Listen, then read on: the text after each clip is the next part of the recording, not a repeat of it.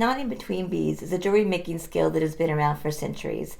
Today, I'm going to share with you some new ways to use this beautiful ancient technique in your current jewelry designs to make looks that are modern and fresh and contemporary. So, if we are just meeting, my name is Vicki Leroux with Create and Adorn and Modern Jewelry Creators. Each week on this channel, I make new videos that share new jewelry designs and go through different jewelry making tips, tricks, techniques, etc. And so if you are also a modern jewelry creator, I hope that you'll consider subscribing and joining me back here next week. This week is a little different than my normal videos. This week I am going to just focus on one technique and share with you some different ways to use it, maybe outside of the way we generally think of knotting between beads, or pearl knotting as we normally call it. So, right, here's our strand of beautiful pearls and our knots right in between it. This is probably one of my favorite jewelry making skills. I have taught a class called Pearl Knotting Like a Pro for multiple decades now to hundreds and hundreds of students. And I love it.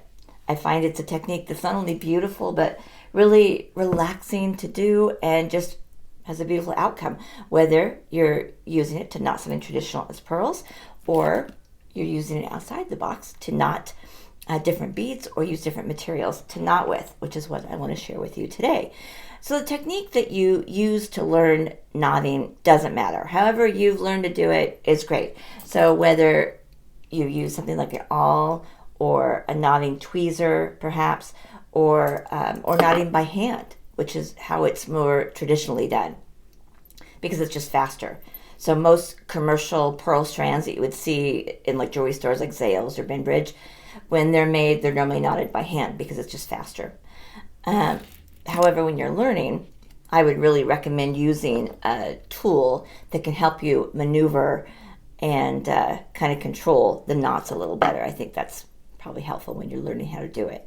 But however you master it is great. Once you have that down, though, then you can create endless amount of designs. So a couple things make a difference. The material you use, again, you can knot almost any material, any stringy material. And color, because we need to think of the knot as a bead almost, as a spacer bead, because it's visible, right? So on something like a traditional white pearl with on a white cord, maybe you don't think of it that way, but if the material that we use, the silk we use, was a different color, then it would be, if it was black, it'd be, oh my God, right? So to always think about the knot as visible and as a spacer bead. And when you use it that way, again, it just can open up a lot of design ideas. And so I do want to just touch briefly on material. When I am teaching, or when I'm knotting even these more traditional materials like pearls or gemstones, I generally will use a silk cord that has the ones with little wire needles, so the carded silk. Silk comes on spools as well as cards, and it's definitely less expensive if you purchase it on a spool than these little cards. However, if you do buy it by the spool, then you're going to have to double it. You're going to have to put it on a beading needle and double it so that it stays on the needle. The carded ones, well, the silk is technically a little more expensive, are already on the needle. I'm trying to get you to be able to see it. See a little wire needle there against my hair, all bent up. So the silk is already doubled on that and then twisted. And so maybe hard to see here, but that twisted silk, when once knotted, just creates this beautiful knot that I just think is lovely. And so I'm a big fan of the carded silk, and it's not that much more expensive. It also comes, of course, in many different sizes. The size here's at the top. This is a size 6. And then comes in lots of pretty colors for you to select depending on what you are using it for. And again, to remember, it's visible. You could just string with it too. Silk is definitely the strongest material you can knot with if you are knotting just between pearls or beads. But like I said, it's also the most expensive. However, I would still use it. I'm a big, big fan. I just think it makes a more beautiful knot than its less expensive counterparts like nylon or cotton, whatever. So I want to first share how color can make a difference on just what you might think of as just some other pearl strands. Let me get a different background here. So, might be kind of hard to see on this one. This strand of pearls is a beautiful strand of faceted pearls, and the color is called peacock, right? Where it's kind of blue, it's kind of purple, it's got some browns in it, really, really pretty. When we're working with a bead like this, the color choices that we use are really endless. This is right now knotted on a lilac or a lavender color, so it brings out more of that purple. However, it would look really different if it was knotted on, say, like a light blue to bring out more of the blue, or a gray, or even a black would look even darker. So on something like this, the color really makes a difference as far as what color it will enhance in the strand. This is a strand of green garnets, faceted green garnets, where there's a lot of color variation right in the strand, from the light olives to dark olives to more carnelian color here. It's also in a rondelle shape, that little squatty shape, which is a beautiful shape to knot, because if you didn't knot it, right, the little rondelle, and we just strung it, it doesn't really lay as nice, right? So putting a knot between this shape really enhances the strand. And this is knotted on an olivine color, so the knots almost fade into the background of the strand. However, it would look different if it was knotted maybe more in this carnelian color, or a brown, a light brown or dark brown. So again, just different considerations you could make. This is a strand of American turquoise, a graduated turquoise, and she's just beautiful, right? And this is knotted on that kind of carnelian or brown color to bring out more of the natural inclusions that are in the turquoise, right? So this is really what I'm talking about when you want to think about it as a spacer bead, and it really enhances the whole strand here and makes a difference. Just show another example of that.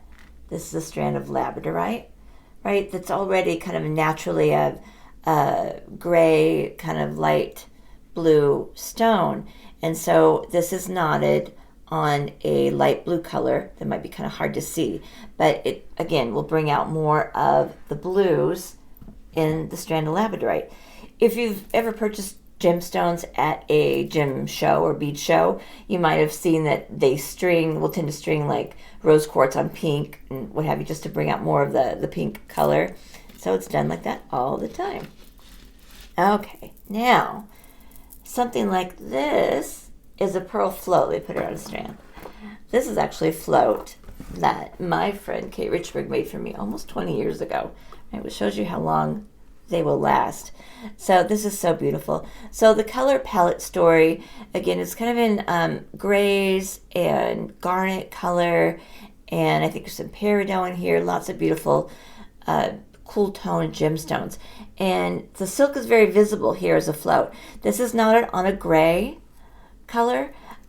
So again, so the palette can all look really kind of one color maybe, but it would really look different again if it had been knotted on a light blue, or that merlot, that dark red color would have been really fabulous, or black, right? So especially on a float like this, the color really makes a difference, and the silk is just as important, if not more, than the beads that we're using. Then speaking of floats, this is a more current float. This is actually one of the classes that we just had. So this is very new. And this is our little shimmering chains necklace. And there are 2 strands of crystals here that are floating on silk cord, and then 2 strands of chain. So that when it all hangs together, it again looks like just a really subtle kind of peekaboo of the sparkle and the color out of it, right? And the chains just shimmer. So it's all meant to be more of a kind of subtle look. But in this class, I had students that chose like the pink silk or the lavender silk, and so the color really made a difference. It was still soft against the chains, but was really an important part of the piece. So this is a different kind of float with smaller beads and then spacing this out and still allowing the silk or the colors of it to be a part of the design. Okay, then just as some of the kind of last silk ones I want to show you. This is our little hidden gems bracelet, and this was using one of our little precious palettes that I make that are a mixture of gemstones and freshwater pearls and crystals. And she's knotted, and this one's knotted on a pink. This is our holiday one. Is knotted on a pink to bring out more of the pretty pink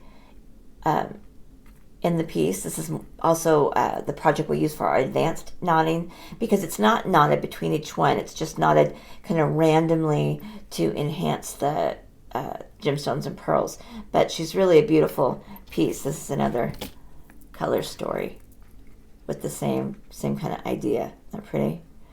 So this is on the silk, which also helps it drape nicer, right? This is going to drape nicer than any other kind of wire, like Beadalon or Soft Flex. Anytime it's on silk and knotted, it's going to create a better drape. It's going to be very strong, and then also the knots bring out more of kind of the undertone. This is knotted on the blue, so it brings up more of that blue color, you know, where this looks overall, it has a kind of pink undertone to it. That's because it's knotted on the pink silk. So it really, really makes a difference.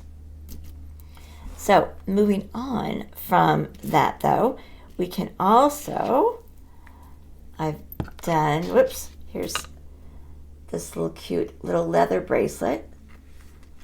And this is knotted with leather cord. Then, and I've done these little moonstone dangles in between that I think is so, so cute. And that's the olivine leather. I have one I also made in black. Right, that's really pretty. And this would also be really pretty as a necklace. Just longer, right? But you would do it as a little necklace. Look how cute. So it's the same, you know, technique. Look how sweet this would be. But using leather cord and some little different dangles in between. I just think is really very, very cute. Then here's another design. Let me try the gray board maybe. This, I did the knotting on ball chain.